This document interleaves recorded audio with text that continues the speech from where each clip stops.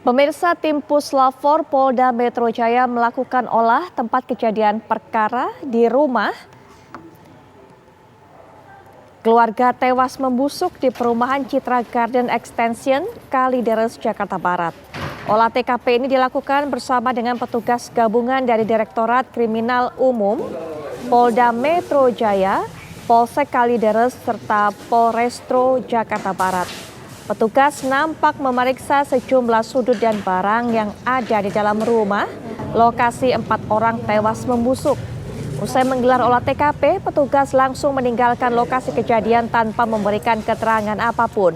Namun terlihat petugas membawa sejumlah barang bukti yang diduga kuat, barang-barang pribadi milik korban.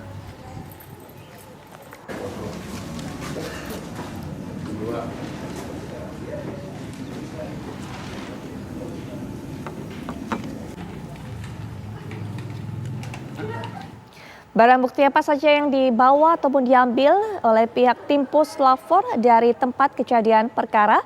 Langsung saja kita akan dapatkan keterangannya dari rekan kami Ardi Suratman. Silakan Ardi.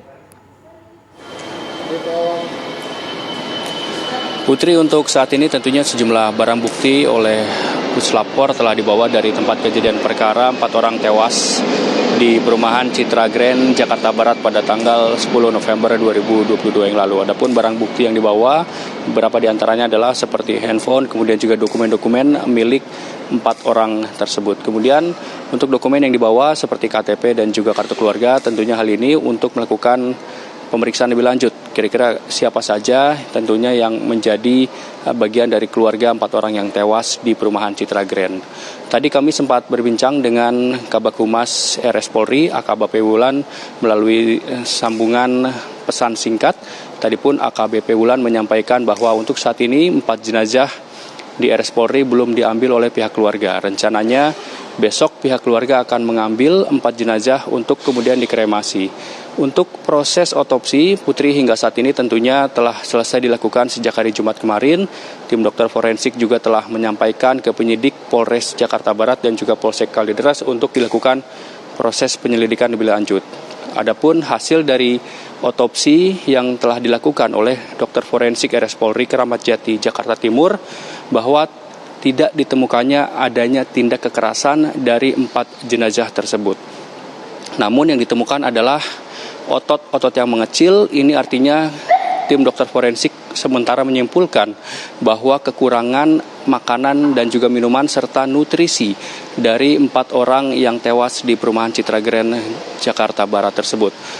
Tim dokter forensik menyampaikan bahwa 4 orang tersebut tentunya telah tidak mengkonsumsi makanan dan minuman dalam waktu yang lama, karena untuk periode tewasnya pun berbeda-beda. Namun berdasarkan prediksi dari tim dokter forensik menyebutkan bahwa kemungkinan ke-4 orang jenazah tersebut tewas kurang lebih sekitar 3 minggu yang lalu. Kemudian untuk Polres Jakarta Barat hingga saat ini juga telah melakukan sejumlah penyelidikan untuk menemukan titik terang kira-kira apa sebenarnya penyebab utama dari tewasnya 4 orang di perumahan Citra Grand. Untuk proses penyelidikan, pemeriksaan saksi dan juga barang bukti telah dilakukan. Untuk barang bukti, Putri, seperti yang tadi telah saya sampaikan, seperti bukti handphone ataupun juga kartu keluarga, ini untuk melihat lebih lanjut kira-kira apakah ada komunikasi terakhir dengan pihak keluarga dari 4 jenazah. Kemudian untuk saksi juga telah diperiksa, baik itu ketua RT dan juga tetangga sekitar. Namun untuk keterangan dari tetangga sekitar menyampaikan bahwa 4 jenazah ini merupakan keluarga yang tertutup dan jarang berkomunikasi, sehingga pihak tetangga sekitar sempat menyampaikan bahwa mereka mengira bahwa 4 orang tersebut telah pindah rumah. Namun nyatanya 4 orang tersebut meninggal dalam kurun waktu yang lama, yakni sekitar 3 minggu yang lalu. Demikian, Putri, kembali ke Anda di studio. Baik, terima kasih untuk laporan Anda, Ardi Suratman. Dan kita juga akan mengetahui bagaimana pandangan dari narasumber kami mengenai hal ini, ahli psikolog forensik, yaitu Mas Reza Indragiri. Assalamualaikum warahmatullahi wabarakatuh. Waalaikumsalam warahmatullahi wabarakatuh, Mbak Putri. Baik, Mas Reza, ini kita masih menantikan bagaimana hasil dari pihak kepolisian, pemeriksaan lanjutan, olah TKP, kemudian juga hasil otopsi dari para jenazah. Tapi pihak kepolisian dan juga Wali Kota Jakarta Barat sendiri sudah mengatakan bahwa jangan kemudian membatasi ini semua dengan bahwa para jenazah ini atau para jasad ini adalah karena kelaparan, begitu. Apa yang mungkin bisa dibaca dari yang mencurigakan adalah gerak-gerik mereka. Mereka membatasi diri dari keluarga, menjauhkan diri dari lingkungan sekitar. Bahkan kata para tetangga, ketika sempat bertemu Februari Maret ada hal-hal yang mencurigakan. Seperti ketika tetangga melihat dia di kakinya ada diikat dengan plastik hitam, tapi tidak mau menjawab yang ditanyakan oleh tetangga. Dan juga interaksi-interaksi dari petugas-petugasannya begitu dibatasi, Mas Reza. Bahkan kalaupun kita anggap bahwa mereka itu meninggal karena kelaparan, itu tetap belum menjelaskan pokok penyebabnya. Karena itu jadi pertanyaan, ini kelaparannya karena sesuatu yang disengaja, artinya mereka memutuskan untuk tidak makan apapun, atau dipaksa oleh pihak tertentu agar tidak makan, karena lagi persoalannya. Mbak Putri, kalau kita bicara tentang faktor kematian atau penyebab kematian, itu kita bisa pahami ada NASH, NASH.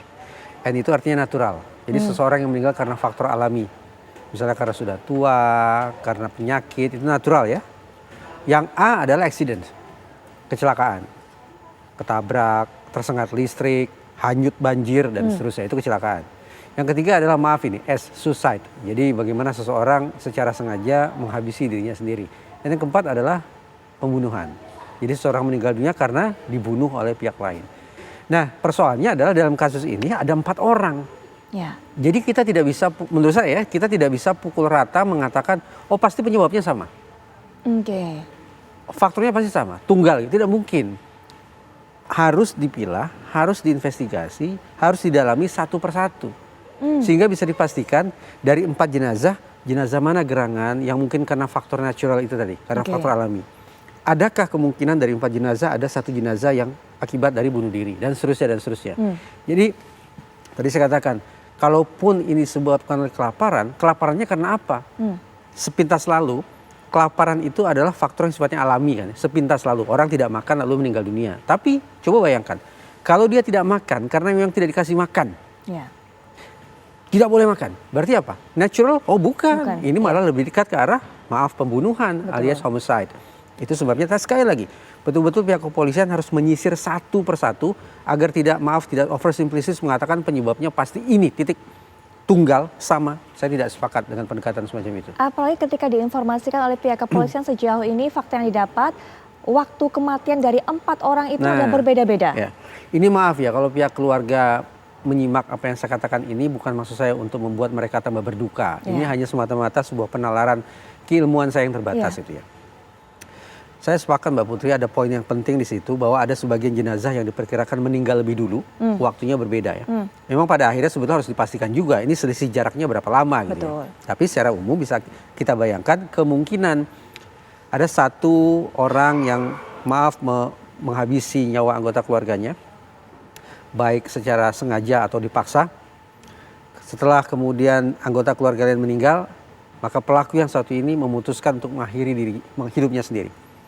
Kalau kejadian seperti ini, maka sudah dari 4 faktor yang saya utarakan tadi, ternyata ada 2 faktor yang berkombinasi, yaitu homicide disusul dengan suicide. Pembunuhan diikuti dengan bunuh diri.